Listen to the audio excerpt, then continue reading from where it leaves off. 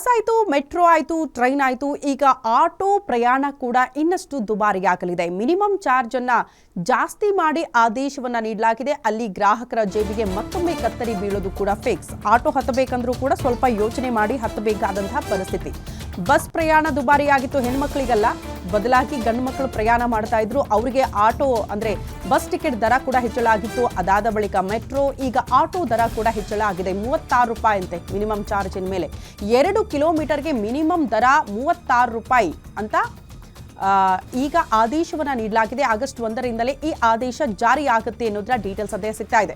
ನಂತರ ಪ್ರತಿ ಕಿಲೋಮೀಟರ್ಗೆ 15 ರಿಂದ 18 ರೂಪಾಯಿ ಕೂಡ ಹೆಚ್ಚಳ ಆಗುತ್ತೆ ಅಂತ ಕೂಡ ಹೇಳಲಾಗ್ತಾ ಇದೆ. ಅಲ್ಲಿ 3 ಪ್ರಯಾಣಿಕರಿಗೆ ಮಾತ್ರ ಆಟೋದಲ್ಲಿ ಓಡಾಡೋದಕ್ಕೆ ಅವಕಾಶ ಇರುತ್ತೆ. ಜಸ್ಟ್ 3 ಜನ ಓಡಾಡ್ತಾ ಇದ್ದಿದ್ದು ಈ ಆಟೋದಲ್ಲಿ. 4 ಜನ ಕೂರಕ್ಕಾಗುತ್ತಾ ಅಂತ. ಪುಟ್ಟ ಮಕ್ಕಳು ಯಾರು ಇದ್ರೆ 3 ಜನನೇ ಹತ್ಕೊಂಡು ಹೋಗೋದು. ಅದರಲ್ಲಿ ಮತ್ತೊಂದು ಆಡ್ ಆನ್ ಮಾಡಿದ್ದಾರೆ, 3 ಜನ ಮಾತ್ರ ಪ್ರಯಾಣ ಬೆಳೆಸೋದಕ್ಕೆ ಅವಕಾಶ ಅಂತ. ಸೊ ಇಷ್ಟು ದಿನ 30 ರೂಪಾಯಿ ಇತ್ತು ಆಟೋ ದರ. ನೀವು ಮಿನಿಮಮ್ ಚಾರ್ಜ್ ಎಲ್ಲಿಗೆ ಹೋಗಿ 30 ರೂಪಾಯಿ ಇತ್ತು, ಬಟ್ ಈಗ ಅದು 36 ರೂಪಾಯಿ ಅಂದ್ರೆ 6 ರೂಪಾಯಿ ಹೆಚ್ಚಳಗೊಳಿಸಿ ಆದೇಶವನ್ನ ನೀಡಲಾಗಿದೆ. ಹಾಗಾಗಿ ಆಟೋ ಪ್ರಯಾಣ ಮತ್ತಷ್ಟು ಈಗ ದುಬಾರಿ ಆಗುತ್ತೆ ಗ್ರಾಹಕರಿಗೆ ಅಂತ. ಇಷ್ಟು ದಿನ ಬಸ್ಸಲ್ಲಿ ಓಡಾಡೋದಕ್ಕೂ ಕೂಡ ಗಂಡ್ಮಕ್ಳು ಯೋಚನೆ ಮಾಡಬೇಕಾಗಿತ್ತು, ಟಿಕೆಟ್ ದರ ಹೆಚ್ಚಳ ಆಗಿದೆ ಅಂತ. ಮೆಟ್ರೋ ಅಂತ ಬಿಡಿ, ಅದನ್ನ ನೀವು ಅಂದಾಜೆ ಮಾಡಕ್ಕಾಗ್ಲಿಲ್ಲ, ಅಷ್ಟರ ಮಟ್ಟಿಗೆ ಹೈಕ್ ಆಗಿ ಹೋಗಿತ್ತು. 46% ಅಲ್ಲಿ ದರ ಹೆಚ್ಚಳ ಆಗಿದ್ದು.